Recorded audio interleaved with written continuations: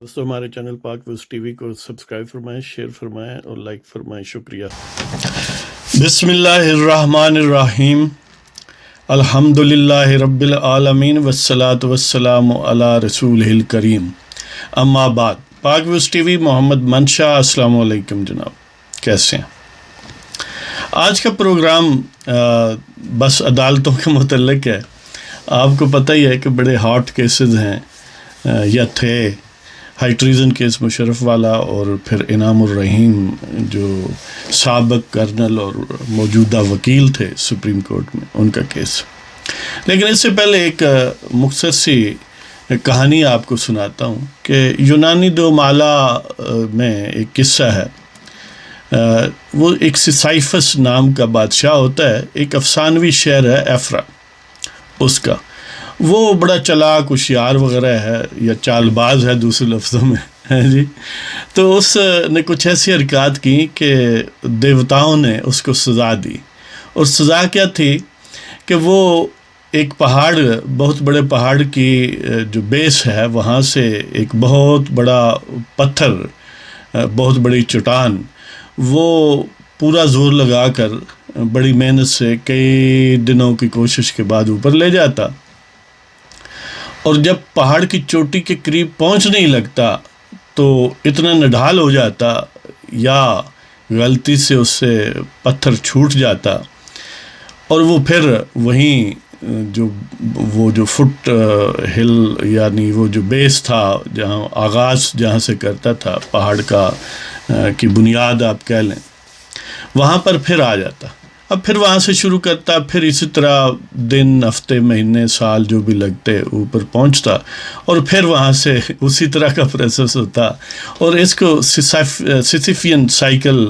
کہا گیا، اور گویا وہ اسے یہ ابدی سزا ہے کہ وہ ان کی دیو مالا کے مطابق اب بھی شاید اسی کام میں مصروف ہے۔ تو لگتا یہ ہے کہ ہم پاکستانی جو ہیں، اہل وطن جو ہیں، میرے پاک وطن کے جو لوگ ہیں، وہ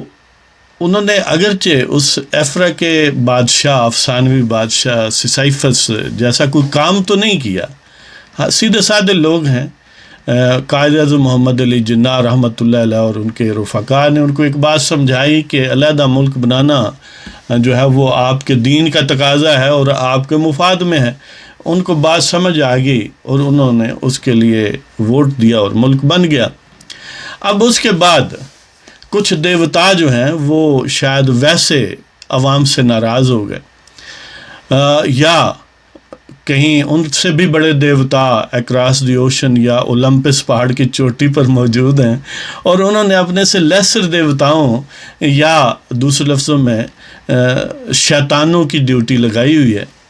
کہ تم نے پاکستان کے عوام سے وہی سیسائفین سائیکل والا کام لینا ہے۔ پاکستان کے عوام جب بھی سویلین اتھارٹی کی سپریمیسی کے لیے یا عدل کی بحالی کے لیے یا آئین اور قانون کے نفاذ کے لیے کوشش کرتے ہیں تو وہ گویا بہت قریب پہنچتے ہیں، ایک خاص حد تک سفر طے کرتے ہیں، اور پھر اسی طرح کا کوئی شیطان نما پاسبان جو ہے وہ پھر کوئی ایسی شرارت کرتا ہے، ایسی سٹروک لگاتا ہے کہ وہ جو آئین اور قانون کا بہت بڑی چٹان یا پتھر ہے، وہ پھر پاکستان کے نڈھال عوام کے ہاتھوں سے چھوٹ جاتا ہے، اور پھر دڑام سے زمین پر آ جاتا ہے، اور وہاں سے پھر سٹرگل شروع ہو جاتی ہے، اور یہ گویا ابدی سزا ہے پاکستان کے عوام کو۔ اسی سلسلے میں آج کل وہ شخص کا نام قمر باجوہ ہے جی۔ باجواؤں کے آج کل پانچوں گھی میں ہیں، کہیں عاصم باجوہ ہے، کہیں قمر باجوہ ہے، کہیں عاطف باجوہ ہے پنجاب بینک کا پر جس کو چھوڑا گیا ہے۔ تو اس طرح کے صورتحال میں لیٹسٹ ایپیسوڈ آپ کو پتہ ہے، دو کیسوں کا تذکرہ، کہ ایک انعام الرحیم کا میں پہلے کرتا ہوں کہ سابق کرنل، اگرچہ کرنل بھی آپ کیا کہیں کہ وہ ایجوکیشن کور کے یا یعنی ایک بالکل بے ضرر سی پوزیشن پر تھے، تو بہرحال انہوں نے ریٹائرمنٹ لی یا ان کو ریٹائر کر دیا گیا۔ تو انہوں نے وکالت شروع کی، اور وکالت بھی گویا بڑے اخلاص سے مظلوم لوگوں کی مدد، جو غائب کر دیے گئے ان کے خاندانوں کی مدد، لیگل مدد ان کی کرتے۔ بالآخر یہ دن آ گیا کہ اس کو اٹھا لیا گیا، آپ کو پتہ ہے، اور پھر جسٹس رؤف وقاص یا وقاص رؤف جو لاہور ہائی کورٹ کے پنڈی بینچ کے ہیں، انہوں نے، ہم ان کی جرات کو سلام کہتے ہیں کہ اس دور پورا شوب میں، اس موسم ضمیر فروشی میں انہوں نے لاج رکھی، اور اس کی ڈیٹینشن کو تمام تر پریشر جو ان دیوتاؤں کا ہے، اس کے باوجود اس کی ڈیٹینشن کو غیر آئینی اور غیر قانونی قرار دیا۔ اب ظاہر ہے وہ سنگل ممبر بینچ، وہ ایک اس کے پاس نہ ٹینک تھے نہ توپیں تھیں کہ وہ نفاذ کروا سکتا، لیکن بہرحال اس نے کہہ دیا کہ یہ غیر آئینی، غیر قانونی، کوئی اسے پروویژن نہیں دی گئی کہ اس سیکشن آف لا کے تحت اسے ہم نے اغوا کیا، اور لیکن بہرحال اس کی تگ و دو سے وہاں پر وہ جو ایکٹیویٹی ہوئی، جوڈیشل ایکٹیویٹی، اس کی وجہ سے یہ بات تو طے ہوگی کہ اس کے اغوا کنندگان جو پاکستان کی سو ٹو سے فوج کے لوگ ہیں، انہوں نے مان لیا کہ بندہ اغوا ہم نے ہی کیا ہوا ہے۔ تو بہرحال پھر وہ آپ کو پتہ ہے کہ سپریم کورٹ میں فوراً ابھی کوئی ڈیٹیل آرڈر بھی نہیں آیا، نہ ہی اس بندے کو چھوڑا گیا۔ مزے کی بات یہ ہے، تو اسی شارٹ آرڈر کو لے کر یہ حکومت، ظاہر ہے حکومت کیا، ان دیوتاؤں کے جو نوکر چاکر ہیں، کسی کا نام فروغ نسیم ہے، کسی کا نام عمران خان ہے، تو وہ بہرحال پہنچ گیا سپریم کورٹ میں۔ اب سپریم کورٹ نے ایز یوزل جس طرح وہ کھوسا صاحب نے اور ان کے رفقا نے کیا تھا نا شروع میں کہ اسی چاہ دیں گے پھٹے جی، لیکن وہ پھٹے 24 گھنٹے 48 گھنٹے سے آگے نہیں چک سکے نا، پھر وہ بیٹھ گیا، ہاں جی، وہ دھول کی طرح بیٹھ گیا۔ تو اسی طرح یہ بینچ جو بنا 3 رکنی بینچ، جس کے سربراہ جو ہیں وہ مشیر عالم، جسٹس مشیر عالم، اور اس کے باقی 2 ممبر مظہر عالم خان میاں خیل اور جسٹس منصور علی شاہ، یہ تھے۔ تو انہوں نے بھی ایک دن 48 گھنٹے انہوں نے نہیں گزارے، انہوں نے بس 24 گھنٹے اصرار کیا آئین اور قانون پر، لیکن انہوں نے دیوتاؤں نے لفٹ نہیں کرائی، لہذا الٹیمیٹلی یہ اپنا سا منہ لے کے رہ گئے، اور جو دیوتاؤں کا حکم تھا بغیر کسی مخالف سمت سے کسی شخص کو سنے، جو سامنے نظر آ رہا ہے کہ کوئی قانون نہیں ہے اور کوئی اس شخص پر الزام بھی سبسٹینشیل نہیں ہے، نہ کوئی اس کے خلاف مواد ہے۔ اب آپ کو اگر ایک فائل خفیہ انداز میں 50 پیج فوٹو اسٹیٹ کر کے کوئی ABC کے دے دیتا ہوں، ہاں جی، اے خفیہ چیز آ گئی جی، اے بندہ بڑا خطرناک۔ اور مزے کی بات یہ ہے کہ وہ منصور علی شاہ، جس کے خلاف اصل میں انعام الرحیم نے اور کئی ججوں کے ساتھ اس کے خلاف بھی ایک بڑا سخت پٹیشن فائل کی ہوئی تھی، یعنی درخواست دی ہوئی تھی کہ ریفرنس وہ سپریم جوڈیشل کونسل کے حوالے سے، جس کو جسٹس گلزار نے اپنے ماشاءاللہ دست حق پرست سے اس کو ریجیکٹ کر دیا، حالانکہ وہ جانتے تھے کہ اغوا کنندگان جو ہیں وہ کون ہیں اور کن نے اغوا کیا ہوا، کہا کہ انہوں نے پیروی نہیں کی، لہذا اللہ خیر صلی اللہ۔ اور وہی پھر مزے کی بات ہے کہ اسی جج کو گلزار نے اس بینچ میں لگا دیا جس میں انعام الرحیم کا کیس تھا، حالانکہ جسٹس کا یہ تقاضا تھا کہ پہلے وہ لگاتے نہیں، کیونکہ ان کے نالج میں ہے نا، کوئی ایسی کوئی ڈھکی چھپی بات نہیں تھی، اگر لگا دیا تھا تو منصور علی شاہ کہتا کہ میں اس ممبر کا، اس بینچ کا حصہ نہیں ہوں گا، تو وہ اپنے آپ کو ودرا کر لیتے، لیکن کہاں انصاف اور کہاں ضمیر فروش لوگ۔ تو بہرحال انہوں نے پہلے تو ہوا ماری کوئی 24 گھنٹے ذرا ٹیکٹ ہو گئے، لیکن دیوتاؤں نے آگے سے جھنڈی کرائی، انگوٹھا دکھایا، اور یہ اپنا سا منہ لے کر رہ گئے، اور ان کے حکم کے مطابق پھر وہ high court, Lahore high court کا 1 رکنی بینچ کا فیصلہ جو شارٹ آرڈر کی صورت میں تھا اس کو بھی معطل کر دیا، اور کوئی کسی کی سنوائی نہیں، کوئی کسی مخالف وکیل سے بات نہیں ہوئی، کوئی انہوں نے دلائل نہیں دیے، اور مزے کی بات ہے کہ حکومت نے بھی کوئی دلائل نہیں دی، بس یہی ہے کہ ایسی نہیں چھٹنا، یعنی حکومت سے مراد وہی وہ نام نہاد پاسما، تو انہوں نے یہی کہا کہ بھائی جیسے نہیں چھڑانا جج صاحب اچھا جی نہیں چھڑ دیتے سی آرڈر سسپینڈ کر دینا۔ یہ ضمیر فروشی، یہ ہوس، یہ خوف خدا را پاکستان کو کھا گیا ہے۔ اور یہ بات جیسے کہ اب چند ہفتوں میں آپ نے دیکھا کہ سپریم کورٹ کو بھی فتح کیا گیا، ہائی کورٹ کو فتح کیا گیا، سپریم کورٹ کو پھر فتح کیا گیا، یعنی پاکستان پر فتوحات کا سلسلہ جاری ہے۔ میں صدقے جامع نہ پس بانا، تو یہ وہ کوئی خاتون تھی تو اس کا بیٹا اسکول جانے لگا تو بڑے خوش ہو کر وہ کہتی ہے پتر تو پڑھ گیا تو تو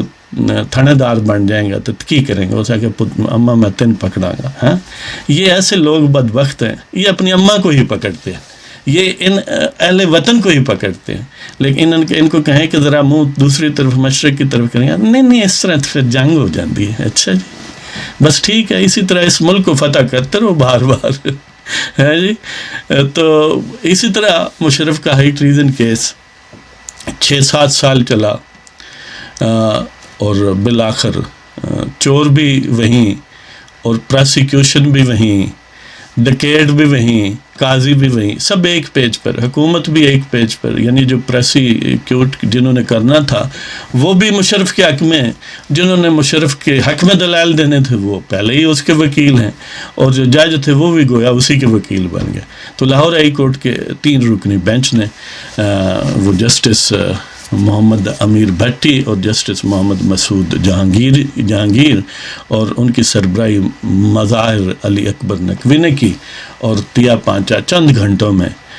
وہ جو 6 سال کی سماعتوں کے بعد فیصلہ ہوا تھا، جسٹس سیٹھ وقار نے اس کو انہوں نے کہا کہ یہ تو بینچ ہی انکانسٹیٹیوشنل تھا، اللہ خیر صلاح، اور دیکھیں اس میں فیڈرل گورنمنٹ کی اپروول نہیں تھی وغیرہ وغیرہ، یعنی اس پر 1000 باتیں ہو سکتی ہیں۔ جب چاہیں تو قانون نہ ہو تو قانون پیدا کر لیتے ہیں، اور جب نہ چاہیں تو قانون ہو بھی تو وہ کہہ دیتے ہیں کہ نہیں جی نواز شریف نو تیسی نون لیگ دا سربراہ بھی نہیں منیں گے جی۔ تو یہ ہماری عدالتیں ہیں یا یہ خجالتیں ہیں؟ یہ پاکستان کے لیے گویا یہ اسکائی لیبز ہیں جو ہر وقت اس پر برستے ہیں۔ تو پاکستان کو ایک سمجھ لیں سرزمین بے آئین بنانا شاید ان کا مقصد وحید ہے، کہ اس ملک کے آئین کو پامال کرنے پر بھی کوئی جرم نہیں ہے۔ وہ کہتے ہیں کہ یہ جو ہے نا، دیکھیں نا پہلے تو ایبروگیٹ تھا کانسٹیٹیوشن میں، انہوں نے تو سسپینڈ کیا ہے، ہیلڈ ان ابینس کیا ہے، یہ تو بعد میں لفظ ڈالے گئے ہیں اس section 9 of criminal law amendment special code act 1976 میں، لہٰذا اس سے کیا فرق، یہ ریٹروسپیکٹیو نہیں ہو سکتا۔ یہ ایسے ہی بات ہے کہ میں 10 بندے قتل کر دوں، میں کہوں کہ میں نے قتل تو نہیں کیا، میں تو صرف سر تن سے جدا کیے ہیں، اس سے کیا فرق پڑتا ہے، کہاں لکھا ہے کہ میں نے قتل کیا ہے؟ یہ اب ایک لے مین کو بھی یہ بات معلوم ہے، لیکن ان نام نہاد ججوں کو معلوم نہیں ہے۔ اب وہ جو لوگ کہتے ہیں کہ دیکھیں جی ناخواندگی ہے نا پاکستان میں، تو ان میں سے کون سا ناخواندہ ہے؟ کیا وہ 3 رکنی بینچ مشرف کی سزائے موت والے بینچ کو انکانسٹیٹیوشنل قرار دینے والے ججز جو ہیں، کیا وہ ان پڑھ ہیں؟ کیا باجواز ان پڑھ ہیں؟ کیا فروغ نسیم ان پڑھ ہے؟ کیا حکومت پاکستان کے نمائندے جو سپریم کورٹ اور ہائی کورٹ میں گئے کیا وہ ان پڑھ ہیں؟ کیا منصور علی شاہ ان پڑھ ہیں؟ کیا مظہر عالم صاحب جو ہیں وہ ان پڑھ ہیں، اور مشیر عالم ان پڑھ ہیں؟ ان میں سے کتنے ان پڑھ ہیں؟ لیکن یقین کریں یہ بے ضمیری ہے جو اس ملک کو کھا گئی ہے۔ یہ خوف زدہ لوگ ہیں، یہ ہوس پرست ہیں، یہ سرفروش نہیں ہے، یہ وطن فروش ہے، یہ عدل فروش ہے جی۔ تو اسی پر ایک اور نظم آپ کی خدمت میں ہے، وہ اس کا عنوان ہے مجبور عدل اور آفت سماوی، لیکن وہ میں سیپریٹ اپلوڈ کروں گا، اگر کوئی دوست دلچسپی رکھتا ہو تو وہ اس کو سن لے۔ تو اس کے ساتھ ہی اگر ہمارا پروگرام آپ کو پسند ہو تو ہمارے چینل کو سبسکرائب فرمائیں، دوستوں کے ساتھ شیئر کریں، اور پاکستان میں ان ضمیر فروشوں کو ایکسپوز کریں۔ تو اس کے ساتھ ہی آپ کی اجازت